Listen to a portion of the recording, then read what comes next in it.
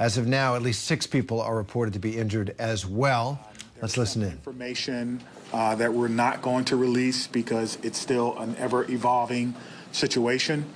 You'll hear from some of our representatives from our city and from our county, and behind me are a lot of people who came together today to make sure that the day ended well and that everyone else was safe. So with that being said, I'll go ahead and start my remarks. Today truly is a sad day for Madison and for our country. It is a day that I believe will live in our collective minds for a very, very long time. Here are the details. Today at 10:57 a.m., our team was called to the Abundant Life Christian School in reference to an active shooter. We know that 3 people are dead, including the suspect shooter.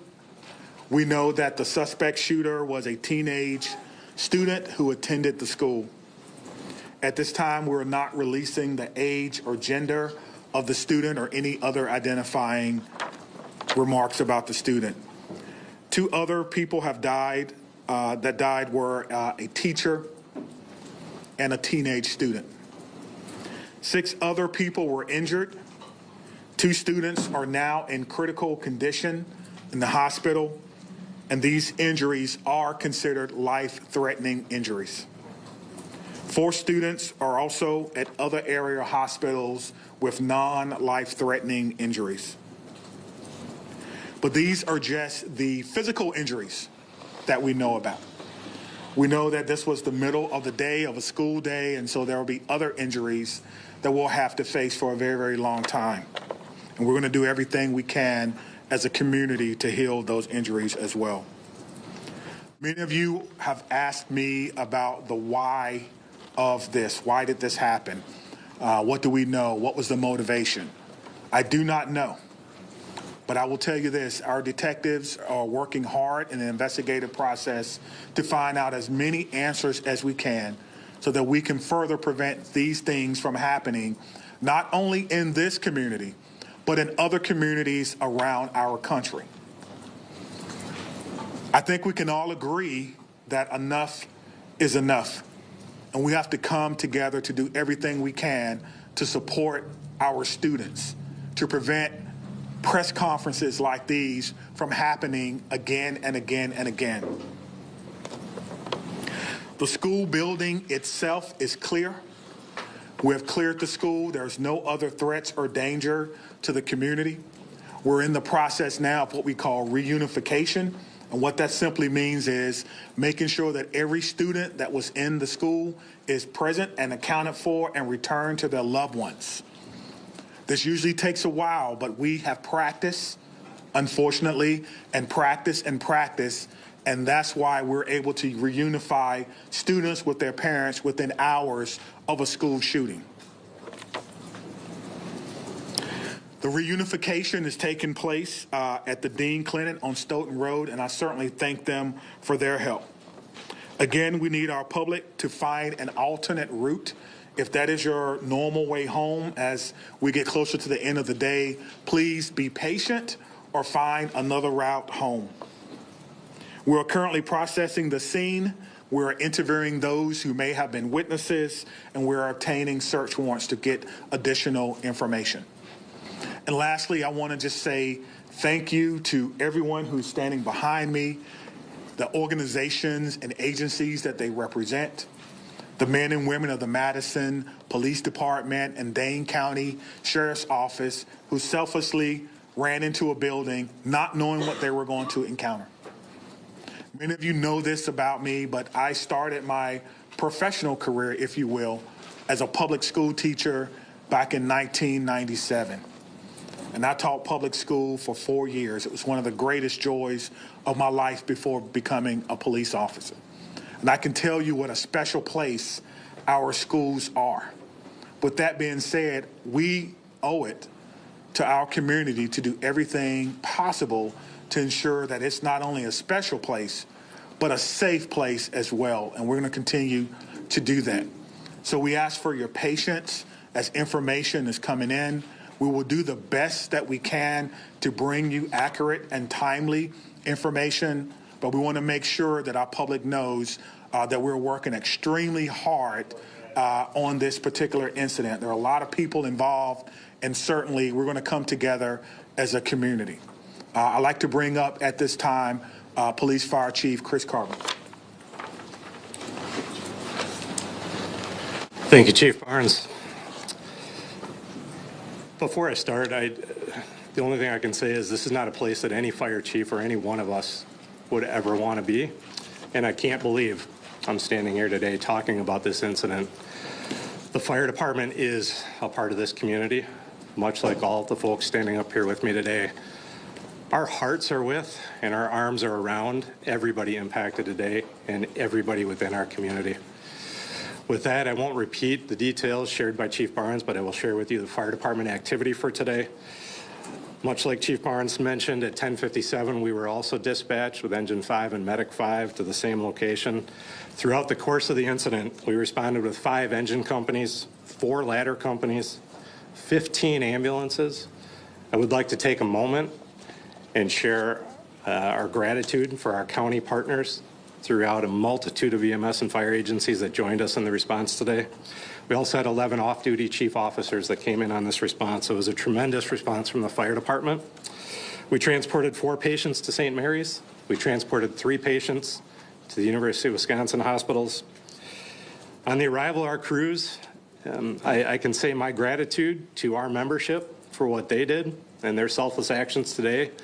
It's hard for me to place into words what they ran into as well. They did that immediately. They did that selflessly. And within a course of 15 minutes, from the first transport to the last transport, all the patients were on their way to the hospital. So to our membership within the Madison Fire Department and within all the emergency services, my gratitude, my recognition of the work that goes into this, the training that went into this, that again, we had hoped we would never have to put into practice. One more time on behalf of the Madison Fire Department, our hearts are with you, our arms are around you, and we will be with you throughout the duration of this. So at this point, I'll step aside, turn it over to the mayor. Thank you, Chiefs, both of you. This is an incredibly sad day for our community. As you've heard, there is no danger to the community at this time, but our entire community has been impacted by this tragic incident. On behalf of the Common Council and the City of Madison staff, I want to offer our heartfelt condolences to the victims and families and to the whole Abundant Life community. Our focus now is on supporting them and supporting the victims and their families. And we will continue to do that through the coming days and weeks. I also want to thank our first responders, the police, fire, the medical staff, for their quick action and their life-saving efforts. As you've heard already, this is a whole of government response. It is not just police and fire. It is not just City of Madison. We have folks from all around the county. We have folks from multiple agencies engaged in both the initial immediate response and the ongoing support, and will be engaged for days and weeks to come. I also want to thank the White House and the governor and others in the federal government and state government for reaching out to offer their support and help. We will be drawing on resources as needed going forward. But the most important thing right now is to make sure that we are centering the victims and their families, and that we are doing whatever we can to support them and to help them heal, and to lift our entire community up through this difficult incident. I am on record that I think we need to do better in our country and our community to prevent gun violence. And I hoped that this day would never come in Madison. It is not something that any mayor, any fire chief, any police chief, any person in public office ever wants to have to deal with. And so I will ask our entire community and our entire country to do whatever we can to make sure that no public official ever has to stand in this position again. And now I'll invite the county executive to the podium. Good afternoon, everyone. Today, our community is reeling from the heartbreaking and senseless tragedies at Abundant Life Christian School in Madison.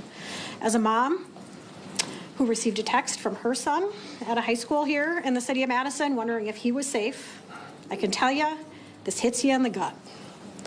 Our community is better than this. Our country is better than this. Cannot continue. My heart goes out to the victims and their families and the students and the educators, and the list goes on and on. Every one of us is affected by this unimaginable and unacceptable violence that has hit our community today. Dane County stands united in grief with the Abundant Life Christian School community.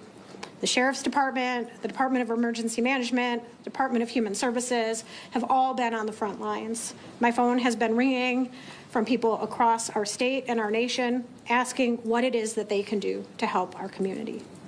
And right now, it is our time to be committed to supporting this school, these students, and these families, and our first responders who went into that building during this devastating time. We must work closely with our law enforcement officers and first responders, mental health professionals, community leaders, and policymakers to ensure that we are taking care of one another. No community should ever have to endure such a tragedy. And my administration is going to do everything that it can to provide assistance to those who have experienced this devastating loss, and also do everything that we can to prevent such tragedy from occurring. To all of those that are grieving in our community, please know that you're not alone. Dane County stands with you. We're here to support you in any way possible. Please reach out and ask for help. The governor's office, as well as the mayor's office, and I will continue to update the public as we learn more. But please understand, there are many things that we cannot share with you right now. This is an active investigation. This is an active case. The SSM Health Clinic near the intersection of Buckeye Road and Stoughton Road is the reunification center. I know that that has been out, but we need to make sure that folks know where it is that they can go to be reunited with their children. Again, in the coming days, we are going to make sure that we are supporting those that have been most impacted by this. But folks, reach out, ask for help. This does not need to be the reality of our community. Thank you. All right, we'll start over here with questions. Just raise your hands. How did this unfold? Give us a bit of a timeline on how your officers got into the building. Sure. We received the call at approximately 10:57 a.m. Someone from the school called 911 to report that there was an active shooter. That means something different to us, obviously. There's different protocols that go out, tone alerts even, so that even if officers are busy doing other things, they respond. One of the things that I do want to note is that our training center is about 3 miles from there. We have special event team medics, those that work with the fire department, responded to this particular scene from their training day. So what began as a training day became an actual day. And so that's how this call originally came in. Nicholas, did you have a question? What can you tell us, if anything, more about this shooter and what their motivations were, or have you made contact with their family members? Anything updated on that? Sure. There's nothing new that I can tell you about the shooter at this time. Again, as difficult as today is, that's still someone's child that's gone. That's still someone that has to deal with what happened today. And so we want to make sure that we can ensure as much cooperation as we can. You asked me about why, as I stated before. I don't know why. And I felt like if we did know why, we could stop these things from happening. But what I will tell you is, as soon as we are done with the investigation, any information that we uncover that will not compromise the safety of anyone involved or compromise the confidentiality of any of these children that are involved, we'll tell you. I just ask for your patience. All right, over there. Sorry, go right ahead. Chief, what kind of gun was used today? We know it was a handgun. We know a handgun was recovered. All right, sit down right there. Was the shooting confined to one classroom, or did it spread out throughout multiple? We know it was confined to one space. I do not know if it was a classroom or a hallway. One of the things that we've gotten very good at, certainly different from in my day, is that if you do not need to be in a crime scene, you do not need to go to a crime scene. And so the crime scene and those persons who were involved, they have that crime scene locked down. I did not go or enter into that crime scene. But if you can imagine, most schools, the students go together, but they are segregated. So on each different floor, in each different group. And so there's no evidence that anyone else was injured that was not in that age group. Danielle? What can you say at this time about how school staff responded when the shooting started? I cannot speak to how the school staff responded.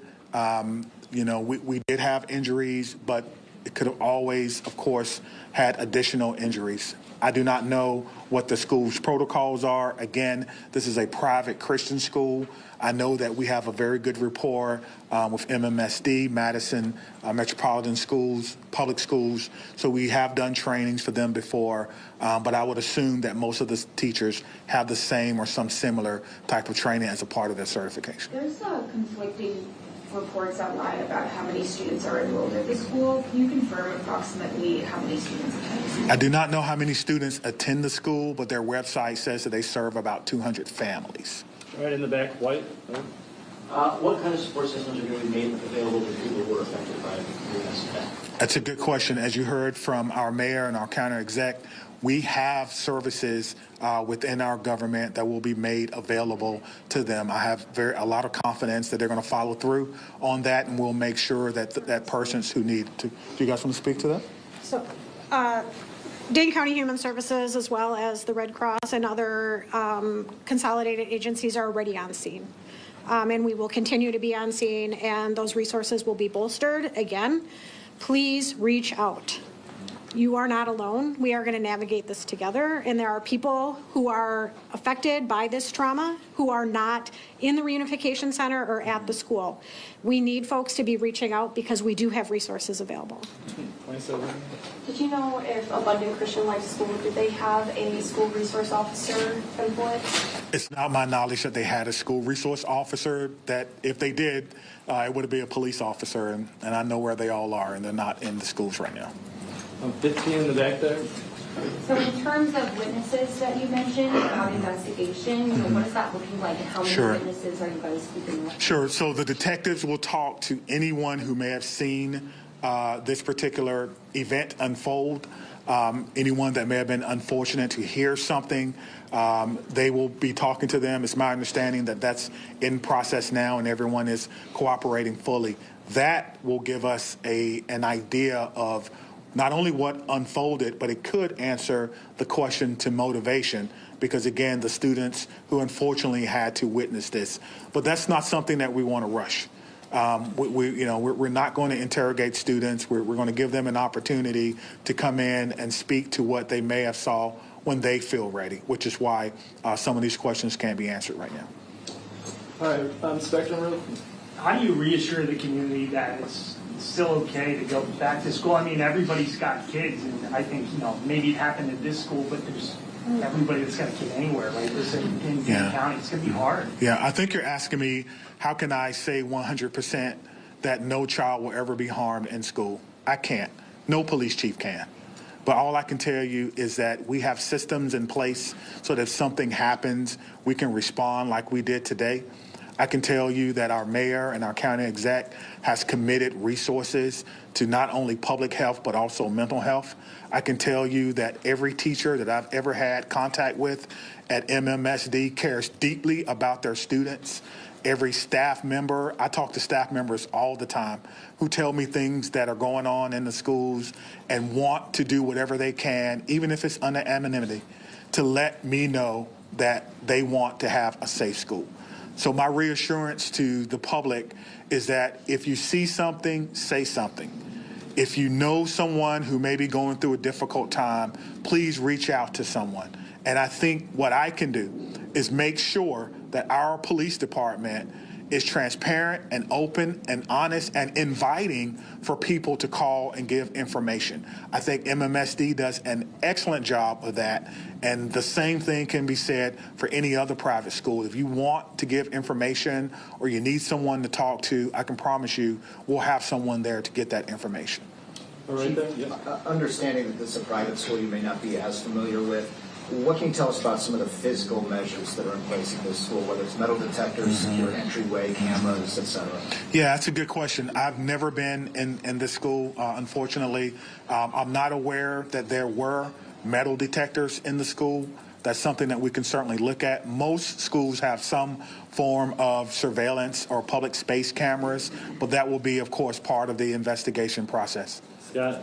Chief, can you clarify? You said 7 were injured, but 6 were hospitalized. Does that mean one's been treated at least? And secondly, is the shooter's family cooperating with the investigation? Yeah, so there's 2 questions, but let me try to handle the first one. So I'm trying to go back to my notes. So we do know that one person was pronounced at the scene. And so that may be the 7th person. But we can get you all that information just when we're done. I'll have my PIO give that to you so you can report it accurately. And what was your second question? Is the shooter's family cooperating? At this time, yes. Right there. So you have made contact with the shooter's family? We have. And what were the steps taken to do that? It's through the investigative process. Okay. Laura? Yeah. Is the shooter's home being searched? We've heard, we've got some information about that is ongoing. Yes, obviously, once we have identified, we have initiated a search, but we think that search is either ongoing now or that search may.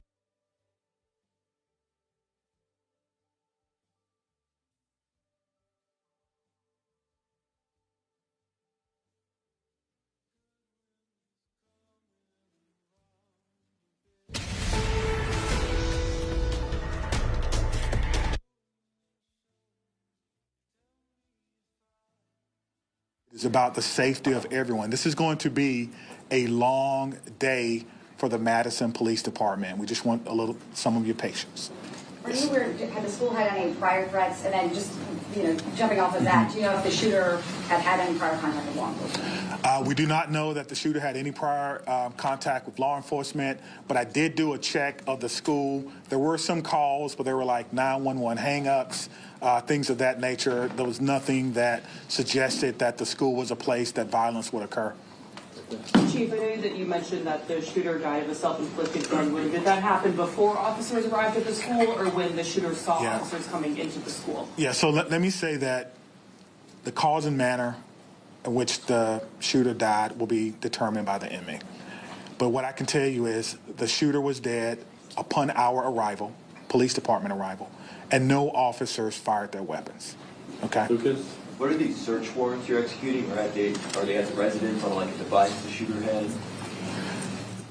I'm sorry. The extent of the search warrant. Yeah, so the extent of the search warrant is to be able to go in a place that we don't have permission to be in and make sure that everyone is okay. And then if there's any evidence that we think we need to collect, we could only do that with the use of a search warrant. And so, again, we have to determine if there is evidence that we will need. Everyone wants to know what led up to this. Are there any additional threats to public safety? Is this person or was this person by themselves? There are a lot of questions that we want to answer, but we have to answer the safety questions first, and then we'll move on to some of the more investigatory questions. Are you in possession of any of the shooter's devices? I am not, no.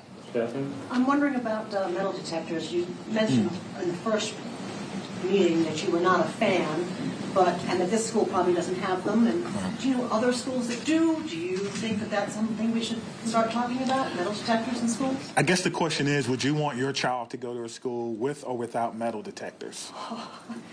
I can't answer that. I can't. Right now in a school without them. Yeah, absolutely. So the idea is to create the safest environment that we can without metal detectors.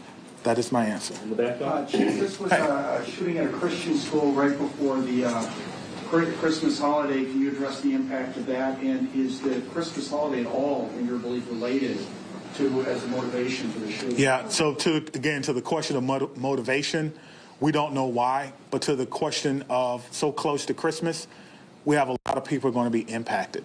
If it's a Christian school, then obviously our holidays, our Christian holidays are very important to the students, very important. It's a time for family. Students probably getting ready to go out on break. And now the break will be a little less about celebrating Christmas than more about celebrating perhaps friends and loved ones and staff members who perhaps lost their life. That's why I'm asking everyone to, of course, keep Abundant Life Christian School in your thoughts and in your prayers, and we'll get a couple more, okay? Okay, real quick, Phoebe. So it's a private school that takes public money through the voucher system. So what has this revealed about maybe gaps in security or training for staff? Is that something you're thinking about whether schools that are private that take public money need to be, kind of on par with public schools when it comes to safety? Well, what I'm telling you is that in 1997, I began my professional career as a public school teacher. I taught history for 4 years before becoming a police officer.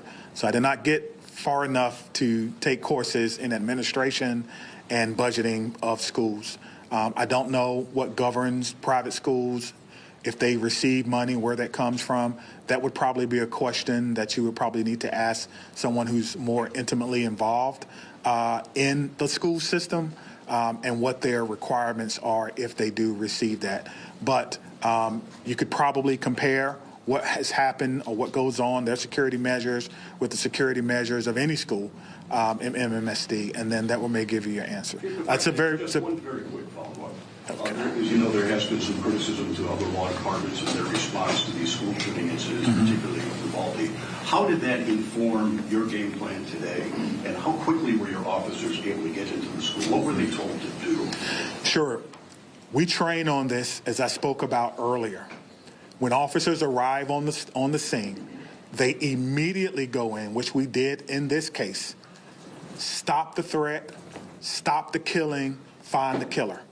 That's how we train, and that's exactly what we did today. There's no waiting. There's no coordination of who's in charge. Everyone knows exactly what to do. I spoke about this earlier. We train on this constantly. Our commanders, including the fire chief and I, was in a commander's training less than 2 weeks ago, going over this exact same scenario for another fictional location. And so all of that came into play today, and our officers performed extremely well based on their training and based on the expectations that they know exactly what to do. Stop the threat, stop the killing, find the threat. All right, props for the follow-up. Can we just do one more? How many Hold on, right here. Thank you, all. I think the questions have been asked, and we're straying a little far from what's most important at this point in time, and that is the victims and their families. I have 3 things to add. First of all, there is a lot that our community can and will do in the coming days to support the victims and their families, and we will have more information at future briefings. If anyone, and I would urge you all to include this in your stories, if anyone needs mental health support as a result of this incident and the coverage of it, I encourage them to reach out to 988 by phone or text and to get the mental health support that they need. It is incredibly important that we take care of our community in this very difficult time. We all have a role in preventing gun violence. Our entire community needs to be part of the solution here. There are many things that we can do, and we can have those conversations in coming days. But first and foremost, what needs to be the priority for all of us is supporting our young people. And that is where our community's attention needs to turn at this point in time. The police department, the fire department, the city, the county will share additional information about the investigation as it becomes available. But I urge you all to help our community find resources to support their mental health and to find resources to support the victims and families at this time. Thank you all. Where can people go to see your updates? What can you tell them to do? It'll be at cityofmadison.com. Me, Stephanie, and Cynthia will stick around and answer any other questions, but that's all. Let me say just before I go, because The mayor mentioned that this was a whole of government response. It certainly was, and there's so many people that we want to thank. We cannot thank everyone, but it's also a whole of law enforcement response. Even though we are in different agencies, we all have the same training. And so I want to thank our partners with the FBI who are here with me today, partners with the ATF, Dane County Emergency Management. Of course, we already talked about our fire department. We've got calls from the Attorney General of the United States, Wisconsin State Patrol, our governor's office, State Patrol, Monona, as well as our sheriff's office. I know I may have left someone out, but thank you for how you responded, professionally, quickly, and according to the way that we all trained, and it all came together to ensure that no other persons were hurt. Thank you. Chief, can you just say what time you guys made entry? We just want to nail that detail down. 10:57. But that's the time you made entry. He's all right in 1 minute. We've been listening to an update from law enforcement in Madison, Wisconsin after the shooting at Abundant Life Christian School there in Madison. Police Chief Sean Barnes saying that 3 people are dead, including the shooter, a teenager. 2 of the victims, 1 a teenager, 1 a teenage student. At least 6 others are injured. 2 of those students in critical condition, 4 non-life-threatening. Again, at least 3 people dead, 6 others injured after this horrific shooting at a school, grades K through 12 in Madison, Wisconsin. I want to bring in ABC News senior investigative correspondent Aaron Katursky, who has been tracking this for us. Aaron, what do we know now about the timeline of this shooting and anything about the investigation? Well, the first call came in at 10:57 a.m. Central Time in Madison, Wisconsin for an active shooter at the Abundant Life Christian School. Elizabeth, the authorities said it was over by the time they got there. They found the shooter, described as a teenage student of the school, dead, apparently of a self-inflicted gunshot. The age and gender of the student were not revealed. The police withholding that information for now. A teacher's dead. A teenage student is dead. We don't know whether this the shooter, who's also a teenager, what the age is. Is it an older teen, a younger teen? They didn't make that clear. And the police said they do not at this point know the motive, but they do undoubtedly know who they're dealing with. And you heard the police chief suggest that they are trying to talk to the family of the shooter, who was a student at the school. ABC News Chief Justice Correspondent Pierre Thomas also tracking this for us. Pierre, the law enforcement saying there is no threat at this time, but also saying commanders had just completed a training related to school shootings, practicing for this a couple of weeks ago. Indeed, because these shootings have become routine in this country, I was struck by the fact that the chief said that they had just completed training, that this is something that they trained for. And the key thing he emphasized is they trained to go in immediately to confront the shooter, to end whatever violence is taking place. But obviously just a horrendous situation with a teacher and a teenage student shot and killed. The shooter is a teenager. Also, he mentioned, we should add, that 2 students are still in critical condition with life-threatening injuries. He also emphasized that there were 4 other students that have non-life-threatening injuries. We don't know if those students were shot as well. But again, this has gotten the attention of the entire federal government. President Biden noted that he was paying attention and offering support. You just heard the police chief state that the Attorney General, Merrick Garland, had reached out to them. FBI and ATF are providing support as needed to the local authorities. But clearly, this is something that local communities have to prepare for. But you saw each and every one of those government officials talk about what a sad day this is, because in this country, as I said, this is routine. Last year, there were 656 mass shootings. That's where 4 or more people are injured in these kind of events. This year, we're looking at 486 mass shootings to date. So the numbers have improved somewhat this year compared to last year as a part of an overall downward trend in gun violence and other violence.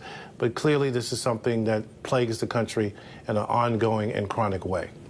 A tragic reality. Let's also bring in ABC News contributor, former FBI agent Brad Garrett. Brad, we heard law enforcement say that the shooter's family is cooperating at this time. They have not yet released who that shooter is. What can you tell us about where the investigation goes from here? We do know that the shooter is also dead. So the clear key is, what is the motive? And I think we can partly guess maybe what that is. This is some sort of revenge on this teenage shooter that either went to school there or currently goes to school there. You know, shooters go into schools like this because it's all about revenge, that they want to pay back to teachers, students, whomever it might be. Because of the youth of this shooter, the parents obviously are a critical interview. Most of the time in shootings like this, assuming he's a young teenager, the weapons come from home. And so we'll see, obviously, if that's the case. But the interview with the parents of the following: did the firearm come from home? How did he have access to the firearm? And what have they noticed in any change in him in any given period of recent times? ABC News' Melissa Adon, you're also tracking this for us. Melissa, what do we know from law enforcement about where this happened at the school? The possible piecing together of exactly how the shooter got in and what happened when he was in the school. Exactly, Elizabeth. So frightening, right? When all of those people we've been hearing from, those witnesses that got word, they said they live around this neighborhood. Obviously, they're describing it very peaceful, quiet. And it is the Abundant Life Christian School in Madison, Wisconsin. It is a K through 12. We're told a large campus, however, spanning from an area where about 28 acres. It has a pre-K, a local church there on the grounds. But in it, it's a relatively small school, about 390 students. Now, what we learned so far from police is they're believing that suspect is a student. He was a student. They did not give if it was a female student, the age, the male student, any other IDs for it. But that student was able to access the school grounds. Now, then that's when that shooting occurred. And then again, it was a mix. We're talked about either teachers and also students that were impacted about those injuries. But what we know about this Christian school, again, K through 12, in a relatively, what we're told, safe area. Some of the neighbors in the area were just describing just that they had never seen this amount of police lights, of ambulance ever in their lifetime. And it was coming up right in their neighborhood. So it was an incredibly alarming situation. Now, the school sending out a message, of course, asking the community there to pray for the victims and for all impacted. And Elizabeth, of course, the mayor also really highlighting and sharing how incredibly sad she says this is for their community, sharing and stressing the importance of mental health, not just for them in their community, but she says for everyone, very poignantly saying during her press conference, stressing how so many of us can help put a stop to its mental health stresses or put attention to this and then seek action, of course, when it comes to gun violence. So definitely a lot of important topics there that are being discussed. But again, that distinction, Elizabeth, that this school was a private Christian school, not affiliated with the Madison school district there, but the police chief himself even sharing that he was a former teacher in the community and also sharing details about not knowing the staffing as far as were there any police officers that were there. There weren't any school resource officers. Those are things they're all looking into. And of course, questions are going to come up moving forward, right, Elizabeth? So many schools, unfortunately, now having to make sure they have all of these plans in place. A day of mourning, as the mayor said. Pierre Thomas, I want to go back to you. Talk to us about the focus of the investigation in the immediate aftermath of this shooting. What does that look like? Given that they know that this is a student, the killer is a student from this particular school, I think that is the beginning of where the investigation needs to focus. You heard the police chief talk about the fact that search warrants are being executed at that child's home. So I think one of the key things that they will look for is, were there any missed signals, warning signs? How did the child get access to the guns? As are the primary things they need to know. Also, they want to make sure that that child, that teenager, did not have any kind of support, and they need to make sure that no one knew about it and did not contact authorities.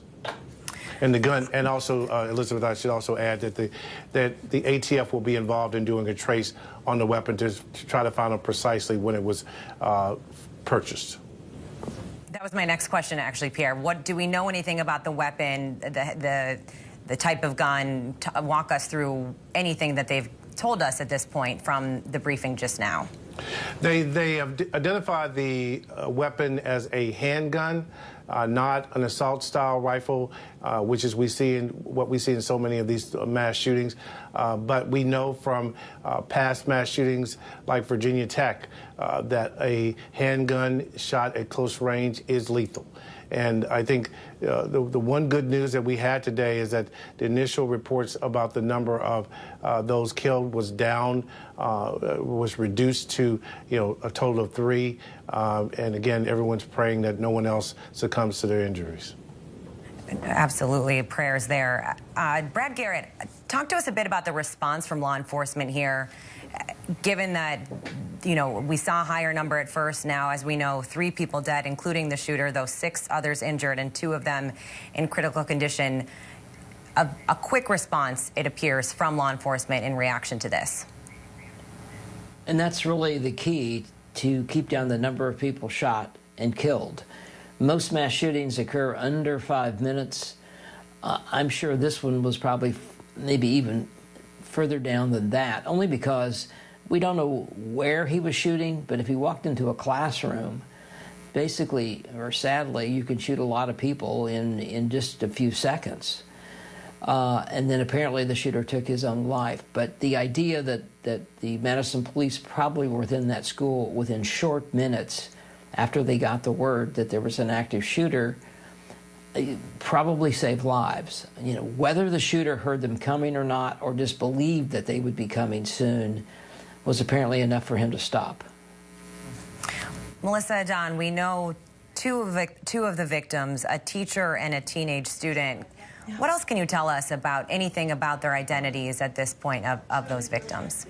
Yes, Elizabeth, so it does appear to be a mix of students and teachers among those injured, as well as, unfortunately, was a student and teacher that were killed. And look, this is what we just had heard from the Madison Police Department, right? That teacher and teenage student killed. But we're at least looking at 7 others injured, and then even them highlighting these are the physical injuries. Of course, this is so traumatic, right? So many of these students and teachers that were on campus are just going to be traumatized by this event. But so far, from those 2 students that are in critical condition, those in the hospital, they're considered life-threatening injuries. Then we've been told that there are these other 4 students. They're at another area hospital. Those students have non-life-threatening injuries. And of course, Elizabeth, for as long as I've been covering some of these awful events and these school shootings, unfortunately, these situations can change, and it ranges so much about when you're talking about what is a critical injury to even a slight injury. It is a long road ahead for all of these students and teachers that have been impacted, because again, when we just report about what is the physical injuries,